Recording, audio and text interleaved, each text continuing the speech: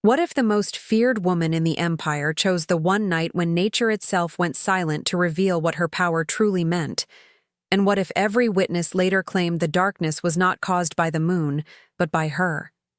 The eclipse had been predicted for decades, charted by scholars, astrologers, and imperial astronomers, yet no calculation explained why the sky dimmed hours early, or why the temperature dropped so sharply that even the palace torches trembled.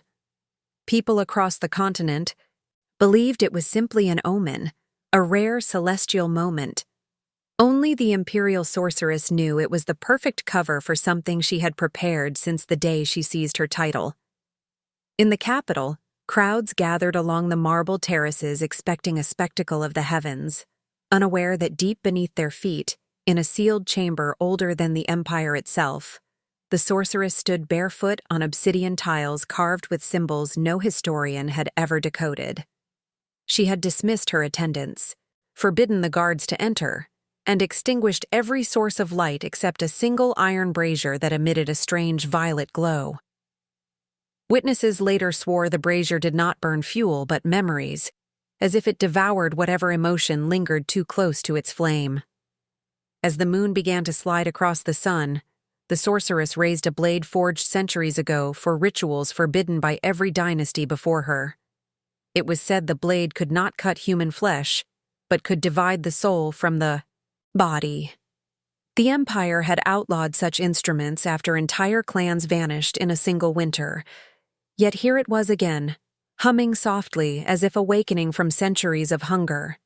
She pressed it to her palm not to draw blood, but to awaken something dormant, something she had spent years binding and silencing. Above her, citizens felt the shift before they understood it. Birds fell silent mid-flight. Horses refused to move. Infants cried without reason. And then came the trembling, a vibration so subtle it felt more like a memory than a tremor, shaking through the bones of every person across the continent. What no one saw was that deep underground, the sorceress had begun chanting in a language that had not been spoken since the first empress burned the original temples to erase it from history. Each word warped the air. Each breath pulled something unseen from the walls, from the stone, from the ancient corridors where past rulers had hidden every secret too dangerous to record. And, when the eclipse reached totality, when the last sliver of sunlight vanished, a sound tore through the chamber. It was not a scream, not a roar, but something between a memory and a prophecy, the kind of sound that makes a continent kneel without understanding why. Those closest to the palace collapsed. Those farther away felt their minds flicker as if touched by a presence older than their bloodlines. The sorceress did not falter. She stepped deeper into the circle, letting the darkness cling to her skin as if recognizing its master. If any part of this moment made your imagination spark or raised questions you cannot shake, share your thoughts in the comments and tell me what you think this ritual truly awakened. And if this kind of hidden history and dark imperial lore resonates with you, leave a like and make sure you are subscribed so you do not miss what comes next. Because the deeper we go into this story, the more unsettling the truths become, as the next part leads into what was waiting beyond the chamber when the light finally returned. When the eclipse finally ended, and a thin blade of light returned to the sky, the empire believed the terror was over, but they did not yet understand that the ritual had only been the awakening. What people felt in their bones was not an illusion. It was the echo of something the Imperial Sorceress had carried since childhood, a secret lineage that every dynasty tried to erase because those descended from it were said to hear the pulse of forgotten forces beneath the earth. Her origins were never recorded in official scrolls. Instead, they existed in fragmented testimonies whispered by elders from border provinces, stories of a girl found during a storm that split the sky open and left an entire forest silent for 3 days. She was raised inside the palace, yet no one claimed credit for bringing her there. Some believed the former empress adopted her in secret. Others insisted she had appeared at the palace gates, without escort, unannounced, untouched by rain despite the storm. Servants who tended to her early years reported strange patterns. Candles flared when she cried. Water darkened when she touched it. Birds perched on her windowsill even in winter. She spoke late, but when she finally did, she whispered phrases in a dialect that scholars insisted had been extinct for centuries. No tutor could explain how she knew it, and no priest was willing to attempt purification rituals on a child who seemed to command silence merely by entering a room. As she grew older, so did the unease surrounding her presence. Diplomats reported feeling watched even when she was not in sight. Royal physicians found that her pulse sometimes vanished for seconds at a time, as if her heart belonged to a rhythm not shaped by human biology. Rumors spread among military commanders that during a border campaign, she predicted an ambush hours before it occurred, describing the location with unsettling precision, despite never leaving the capital. The emperor at the time tolerated her because fear and fascination often coexist when power is involved. But even he understood she carried something that could not be controlled, only delayed. Her rise to the position of Imperial Sorceress was not a promotion. It was containment disguised as honor. The empire hoped that placing her within the restricted chambers, binding her to ancient roles, and surrounding her with rituals older than written history would confine the force within her.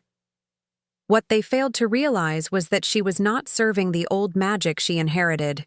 She was studying it. She learned which sigils weakened the barriers between the living and the unseen, which relics responded to lunar cycles, and which ruins beneath the palace vibrated with a power so old it made seasoned archivists tremble. By her early adulthood, she no longer walked as someone who feared what she was becoming. She walked as someone preparing for something inevitable. The eclipse simply offered the alignment she needed.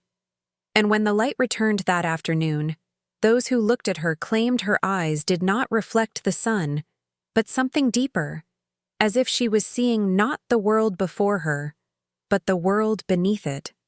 The one she had been connected to since the day she arrived at the palace without origin or explanation. Whatever she awakened during the eclipse had not been summoned. It had been invited. And now the Empire would have to face what she had always been destined to unleash as the next part reveals how the forces around her began to shift once her true nature could no longer be disguised. Word of what had happened during the eclipse spread faster than any royal decree. Yet no one could describe it with certainty. Every account contradicted the next, and that alone deepened the fear. Some claimed the Imperial Sorceress had split into two shadows. Others swore the ground beneath the palace groaned like a creature, awakening from centuries of sleep.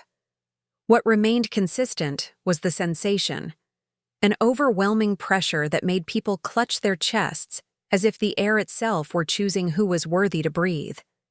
This sensation, subtle yet undeniable, marked the beginning of a silent movement that had been forming around her long before the eclipse.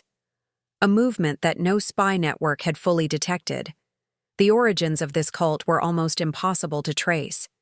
They did not gather in temples or recite prayers, in public squares. Their recruitment left no written record. They existed like a rumor beneath the empire, woven through marketplaces, garrisons, monasteries, and noble courts. What united them was not devotion, but resonance. Every member reported, at some point in life, experiencing the same inexplicable pull toward the sorceress, as if her presence aligned with something buried in their own memories.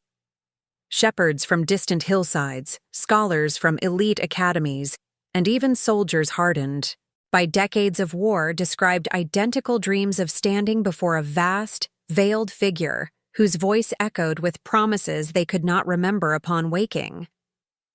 These followers did not seek her out directly.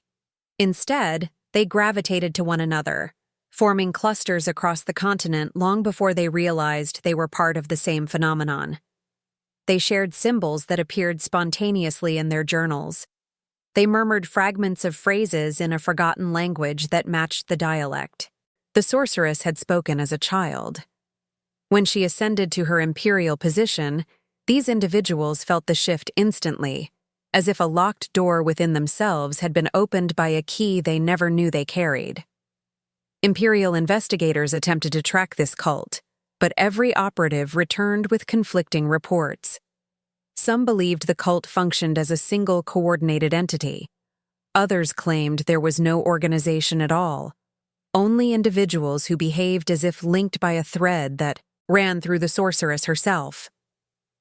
A few investigators abandoned their missions entirely after experiencing overwhelming visions they could not explain. These visions often involved ancient structures half buried in ash, oceans pulling away from their shores, or burning empires collapsing under eclipsed skies.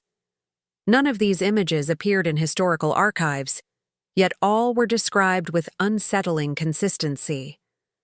As her power grew, the cult's influence intensified, bypassing politics and hierarchy with ease. Nobles found that their most trusted aides had quietly vanished for days or returned with a distant, hollow look in their eyes. Monasteries reported missing manuscripts, always involving forbidden rituals connected to soul-binding or eclipse rites. Border outposts complained that soldiers occasionally woke in the night and walked toward the horizon as if following a silent command. And while the Empire scrambled to understand these strange events, the sorceress remained, outwardly calm, her every gesture measured, her silence more threatening than any declaration of intent. Behind closed palace doors, she studied reports of these distant disturbances, not with surprise, but with recognition, as though she had been waiting for them. The ritual had not simply awakened something within her, it had activated those connected to her through origins the Empire had tried to erase. And now, with the cult stirring across provinces and borders, the structures of power would begin to shift around her, setting the stage for the next revelation about what the eclipse truly unlocked as the narrative continues, with how the Empire first tried to intervene and failed to grasp the magnitude of what was unfolding. The Empire could not afford to ignore the escalating disturbances tied to the sorceress any longer. Reports from border provinces arrived sealed with trembling signatures, describing soldiers waking in unison, chanting words no one had taught them, or wandering into forests as if answering a distant summons.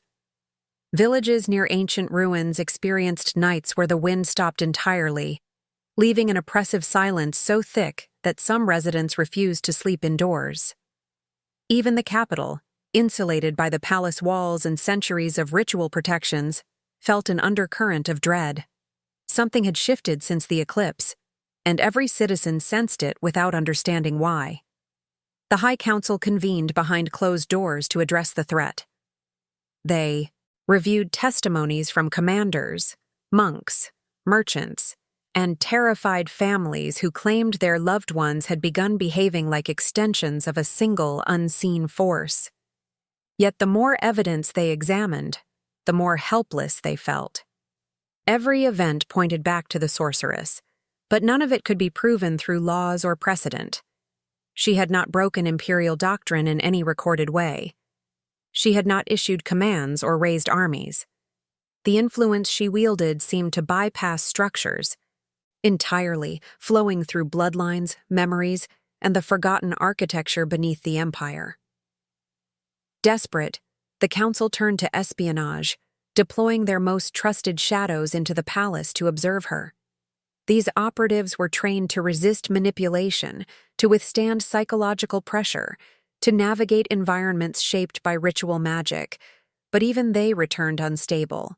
Some lost their sense of time, reporting that hours disappeared during their surveillance.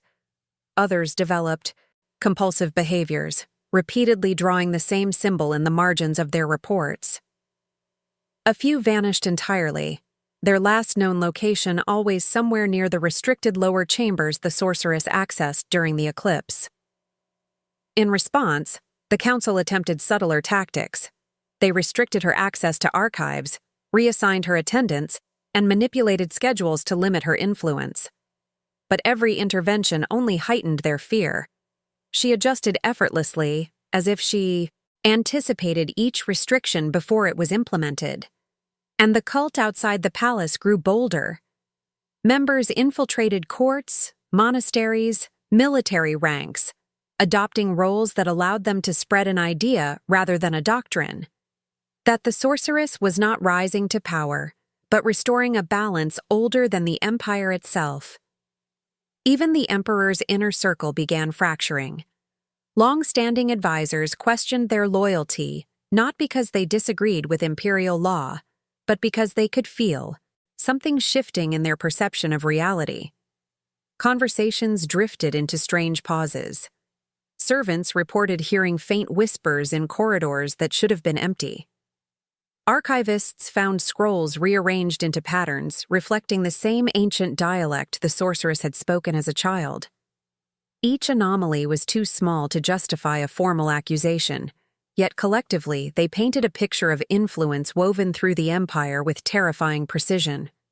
The council realized too late that they were not dealing with a rebellion, a political rival, or even a magical threat. They were facing a transformation occurring on a cultural, psychological, and metaphysical level simultaneously. And while they debated their next move, the sorceress made none. Her silence became the most destabilizing force in the empire, a reminder that she no longer needed to act openly to reshape the world around her. If any part of this unfolding tension or the council's fear sparks a thought or theory in your mind, share your perspective in the comments and tell me what you believe the empire failed to see before it was too late, as this narrative moves toward the moment when they attempted their first direct confrontation with her influence. The empire's first attempt at direct intervention unfolded in secrecy, executed under the belief that if they could not restrain the sorceress publicly, they might contain her in the shadows. The High Council assembled a covert unit known only in restricted archives as the Silent Cohort, individuals trained not in warfare, but in resisting metaphysical influence.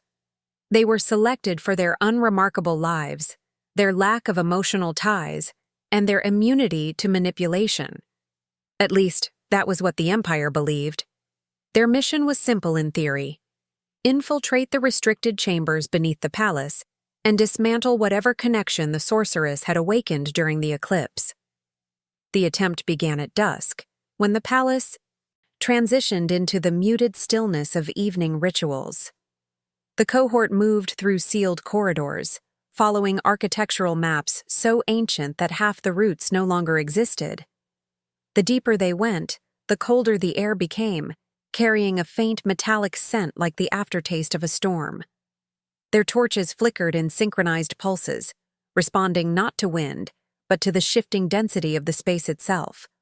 For some, the descent felt endless, as though the palace foundations extended far, beyond the physical boundaries recorded in imperial surveys.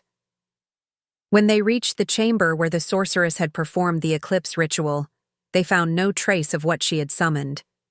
Instead, the room appeared disturbingly ordinary. The obsidian tiles were clean. The brazier stood empty. The carved symbols showed no residue of power, but the uncanny stillness of the space unsettled them more than if they had found evidence of dark magic. It felt as though the room were watching them, adjusting to their presence, waiting for something to unfold. One member noted that even their footsteps produced no echo, as if the chamber absorbed sound to prevent anything from escaping. Their instructions were to locate and destroy any artifact or sigil connected to the ritual. But when they attempted to lift the brazier, 3 members collapsed instantly, describing a crushing sensation behind their eyes as if their memories had been forcibly rearranged. Another tried to mark the floor with chalk, only to watch the line dissolve into the tile as though the surface rejected any attempt to alter its design. The cohort realized then that the room was not a place where magic had occurred. It was a mechanism of it, a vessel perfectly aligned with whatever force the sorceress had awakened. Determined to complete their mission, they pressed deeper into the subterranean complex, moving beyond the chamber into corridors sealed for centuries. Here they began encountering architectural impossibilities, hallways that appeared shorter when walked a second time, doorways that opened into spaces that should not exist based on the palace's structure, and inscriptions that rearranged themselves each time they glanced away. These distortions were not illusions, but reactions to their presence, subtle shifts that suggested the sorceress had not awakened a static power, but one that adapted, learned, and reshaped itself. The silent cohort made it only halfway through the complex before a phenomenon occurred that none of them could later describe coherently. Some claimed the air thickened into a form with intent. Others felt as if their thoughts were being examined by something older than language. Several insisted the sorceress herself appeared, not physically, but as an impression on the mind, a presence that communicated not with words, but with certainty. Whatever they encountered fractured the cohesion of the group. When they finally emerged from the depths hours later, they were no longer the same. Their reports were fragmented, contradictory, and hauntingly similar to the accounts of the cult scattered across the empire. And yet, even in their confusion, one detail remained consistent. They all felt that the sorceress had allowed them to leave. She had watched them trespass into the sanctuary beneath the empire, and instead of stopping them, she had observed, studying their reactions, learning from their fears as the empire unknowingly prepared to face the consequences of a force it could neither contain nor comprehend. In the days following the failed intervention, the empire attempted to reassert control, but the silent cohort's fragmented accounts spread through the capital like a contagion. The council tried to suppress their testimonies, yet every attempt to contain the information only intensified public fear. Citizens reported feeling watched by unseen forces, their dreams shifting into landscapes none recognized from their own memories. Even those unaffiliated with the cult began experiencing visions of corridors twisting into impossible shapes, of a presence lingering behind them just out of sight, of whispers that seemed to seep from beneath the palace stones. The sorceress had not spoken a word since the eclipse, yet the entire continent felt as though she was communicating through the fractures in reality itself. Meanwhile, the few members of the silent cohort who retained some mental clarity described the same phenomenon, an overwhelming certainty that what they encountered underground had not been summoned by the sorceress. It had been waiting. Their reports indicated that the ritual performed during the eclipse merely aligned the sorceress with something ancient, something that recognized her not as a threat or a master, but as an inheritor. Their descriptions of the force varied, but they all agreed on one detail. It was aware, and it had turned its attention outward. As panic spread, the empire dispatched scholars, priests, and archivists to investigate the origins of the subterranean structures. What they discovered unsettled them so deeply that several renounced their positions. The architecture beneath the palace predated every dynasty, every recorded civilization, even the early nomadic cultures that once roamed the continent. Carvings found in the lowest chambers matched symbols unearthed in distant ruins thousands of miles away, implying an interconnected network that no known society had. The resources to construct. These markings resembled those that appeared spontaneously in the journals of cult members, as though the entire continent had been seeded with remnants of a forgotten world. The more the empire uncovered, the more dangerous the truth became. Documents long thought metaphorical now appeared literal, especially texts referencing an ancient lineage bound to celestial cycles and capable of bridging the boundary between the living world and the unseen. The sorceress fit every description written in these forbidden texts. A child of unknown origin, marked by storms, fluent in extinct dialects, capable of altering perception without incantations. Even the emperor's advisors, once skeptical, now understood that she had not achieved her power through study alone. She was born aligned with something the empire had spent centuries attempting to bury. As the continent grappled with this revelation, the sorceress moved through the palace with the calmness of someone who no longer needed to conceal her path. Her attendants noticed subtle changes in her presence, as if her shadow lingered slightly longer than her footsteps, or her reflection in mirrors lagged by fractions of a second. Servants who carried water to her chambers reported that the surface of the liquid rippled even without movement, reacting to her emotions like a living instrument. Diplomats began withdrawing from negotiations, citing an instinctual dread that clouded their thoughts whenever she entered the room. The Empire had always believed power was something visible, enforceable, documented through armies, borders, and laws. But the sorceress had shifted the foundation of that belief. Her influence spread not through edicts, but through resonance, through the invisible architecture linking people, memories, and ancient structures.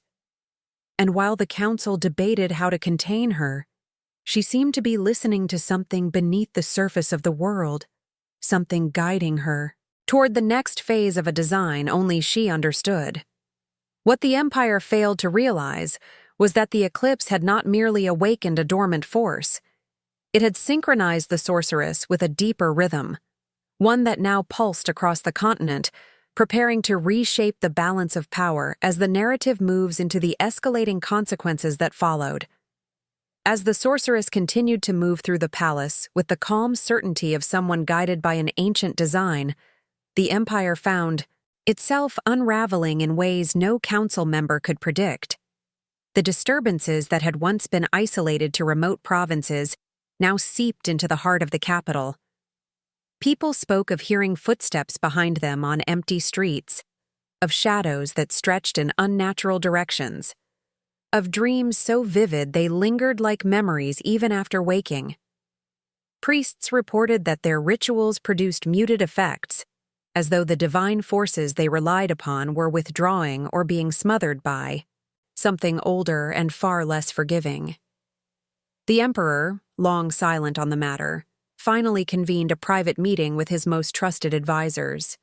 What he learned shattered whatever confidence remained in the Empire's ability to control its fate. The sorceress was no longer acting within the realm of politics or sorcery as they understood it. Her influence now functioned like a gravitational pull, drawing certain individuals toward her and repelling others with equal force. Those drawn to her described an overwhelming sense of familiarity, as if they had known her long before their birth. Those repelled reported unbearable headaches, nosebleeds, or sudden fits of panic whenever her name was mentioned. Attempts to isolate her only deepened the mystery. Guards stationed outside her chambers reported losing track of time, their memories dissolving into fragments. Some believed they had served multiple nights in a row when they had only been present for hours. Others swore they saw glimpses of landscapes through the cracks beneath her door, terrains that did not exist anywhere in the Empire. When investigators returned to question them, their testimonies conflicted wildly, yet each one described the same sensation: the world bending slightly, like fabric pulled in two directions.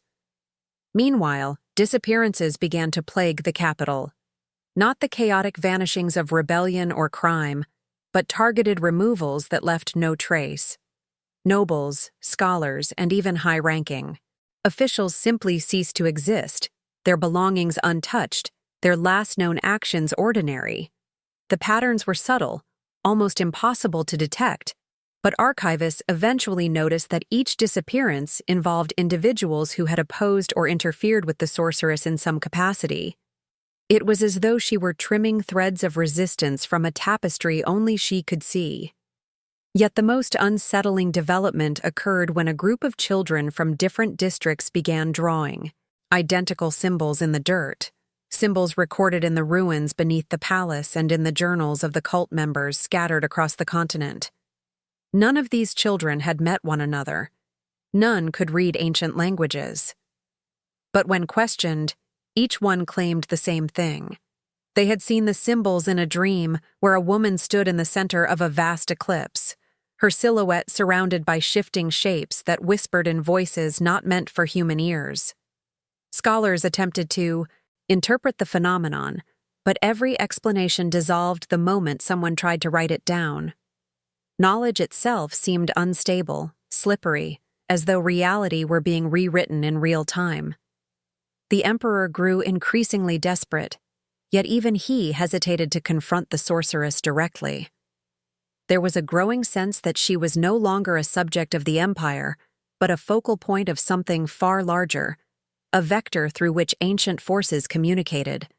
And while panic surged through every layer of society, the sorceress remained poised, listening to a rhythm no one else could hear, preparing for a transition that would eclipse everything the continent believed about power, lineage, and the structure of their world. If any part of this transformation or these disappearances inspires a theory or creates a sense of unease, share your thoughts in the comments and tell me what you think is forming around her influence as the narrative moves closer to the moment the Empire realizes the full scope of what she has awakened. As disappearances escalated and the Empire struggled to maintain even the illusion of stability, the High Council made a final attempt to reclaim control by rewriting the official narrative. They ordered scribes to revise historical records, removing references to the sorceress's origins, her rise to power, and even the details of the eclipse. They believed that if they could distort collective memory, they could weaken her influence. But the attempt backfired. The moment new versions of the archives were produced, the ink twisted on the page, rearranging itself into the very symbols the Empire sought to erase. Archivists fled the chambers, some swearing the symbols pulsed like living veins, others claiming they heard distant chanting coming from the vault walls. The Empire turned next to censorship, forbidding discussions of the cult, the disappearances, and the disturbances beneath the palace. Yet silence only amplified fear. Rumors filled the void. Merchants whispered of caravans that vanished after passing through regions where the earth felt warm even in winter. Travelers reported seeing faint pillars of light rising from the ground in remote valleys moments before the sky dimmed unnaturally. Monasteries sealed their gates, sensing that their rituals no longer held authority over the forces shifting across the continent. Even seasoned generals admitted they felt as though an unseen presence was scanning their thoughts, measuring their intentions. The Emperor, now visibly exhausted, demanded a full investigation into the origins of the sorceress's lineage. Scholars revisited ancient ruins, deciphered forbidden texts, and unearthed relics that had been hidden since the beginning of the First Dynasty. As they pieced together fragments of forgotten history, a chilling pattern emerged. The sorceress did not descend from any known bloodline. Rather, her origins aligned with a myth predating the Empire itself, a tale of celestial beings who walked between worlds during eclipses, leaving behind children who carried the echoes of both realms. These children, rare but incredibly powerful, were said to awaken fully only when a precise alignment of cosmic forces occurred. The last recorded awakening had triggered the collapse of an ancient civilization whose ruins now lay buried beneath desert sands. What unsettled the scholars most was the realization that the sorceress's emergence had not been random. Historical cycles indicated she was the next in a long chain of beings tied to moments when celestial and terrestrial boundaries weakened. The eclipse had not granted her power. It had revealed the power she had always possessed.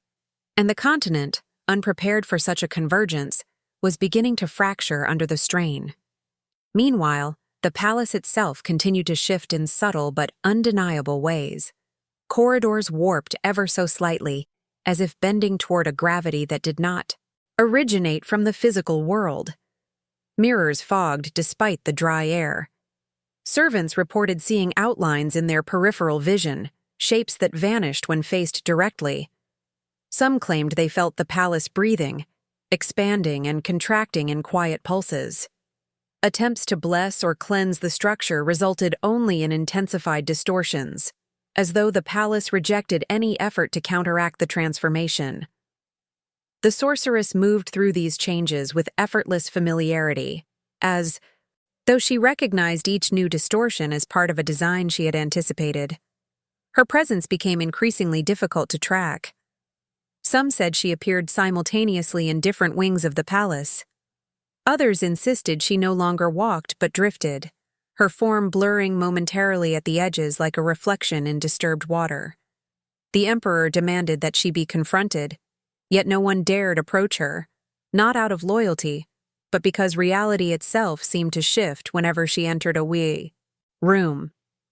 The empire's greatest fear was no longer what she might do, but what she might already have set in motion, a transformation that could not be undone by force, diplomacy, or belief. And as the council debated in desperation, the shadows beneath the palace stirred once more, hinting that the ritual of the eclipse had only been the opening act of a much larger convergence. As the empire teetered on the edge of collapse, the council's last desperate hope lay in unraveling what the sorceress had truly unlocked beneath the palace. Scholars insisted that understanding the mechanism of the unseen force was the only way to counter it, but every attempt to study the phenomenon resulted in psychological and physical distortions that defied explanation. Instruments malfunctioned. Sand timers flowed upward. Written notes decayed into dust seconds after leaving the quill. Even seasoned researchers found themselves staring into empty space for extended periods, unable to recall what they had been analyzing moments before. The force did not simply resist analysis, it devoured it. Meanwhile, the cult that had once operated in shadows now moved with purpose. Their members no longer concealed themselves. They appeared in markets, temples, and military outposts, their presence subtle yet unmistakable. They spoke in calm voices, delivering cryptic messages about the realignment of worlds and the restoration of a forgotten order. What terrified the empire was not their words, but the reaction they invoked. People listened. Not out of belief, but because something deep within them responded to the cadence of the language itself, as though their minds recognized the structure even if their memories did not. Reports from distant provinces revealed further disturbances. Rivers reversed direction for minutes at a time. Compass needles spun without pause. Whole flocks of birds circled a single point in the sky until collapsing from exhaustion. The ground vibrated faintly in repeated intervals, like a heartbeat rising from beneath the crust of the earth. Some regions experienced nights where the stars flickered as if overwhelmed by an unseen pulse. The empire deployed envoys to investigate, but most returned changed, speaking slowly, their eyes unfocused, as if seeing two worlds layered atop one another. Simultaneously, political order disintegrated. Generals argued violently over visions they believed were strategic prophecies. Nobles withdrew to their estates, erecting makeshift wards that failed within hours. Foreign territories severed alliances, claiming they felt the empire's instability through the shifting winds and unusual celestial patterns. The emperor attempted to address the nation, but during his speech, the torches in the throne room extinguished simultaneously, plunging the chamber into total darkness for a full minute. When the lights returned, several advisors were missing, and no one could recall hearing their footsteps leave. Through it all, the sorceress remained the calm center of the chaos. She spoke rarely, but when she did, her voice carried an unsettling clarity, as if she were addressing not the individuals before her, but the force resonating within them. Servants who passed her in the hallways described feeling as though their thoughts were being sifted through, organized, and quietly set aside. Even those who feared her admitted they sensed no malice in her presence, only inevitability. The empire gradually realized that the sorceress was not accelerating the collapse, she was stabilizing it. The distortions, visions, disappearances, and atmospheric anomalies were not symptoms of her influence, but reactions to a shift she had aligned herself with. The empire was no longer experiencing a political crisis or a magical one. It was undergoing a structural metamorphosis that transcended physical and historical boundaries. What became increasingly clear was that the world the empire had built was not the world it was meant to inhabit. The eclipse had not ushered in darkness. It had revealed it. The forces moving beneath the palace were not emerging. They were waking, responding to her presence as though recognizing a long-lost heir. And while the council scrambled to maintain order, the sorceress stepped deeper into the convergence she had been born to navigate, preparing to unveil the truth that would redefine the continent's understanding of power, lineage, and reality itself as the final revelations approached. As the empire hovered on the brink of dissolution, the final pieces of the truth emerged not from scholars or priests, but from forbidden documents discovered in a sealed archive beneath a collapsed monastery far from the capital. These records, protected by layers of dust and ritual markings, described a cycle older than any dynasty, recounting how each era eventually intersected with a moment when celestial and earthly realms aligned, producing an individual capable of bridging the two. The sorceress was not the first of her kind, nor was she an anomaly. She was an inevitability, the next in a lineage that rose only when the world required a fundamental rewriting. The documents revealed that the subterranean structures beneath the palace were not chambers of confinement or ritual sites, but anchors. They maintained the equilibrium between realms, stabilizing the connection between the physical world and a deeper plane where memory, power, and identity flowed freely. For centuries, these anchors had remained dormant, waiting for someone capable of interacting with them without being consumed. The eclipse created the perfect alignment, not by chance, but because the forces beyond the empire had recognized that the time of awakening had returned.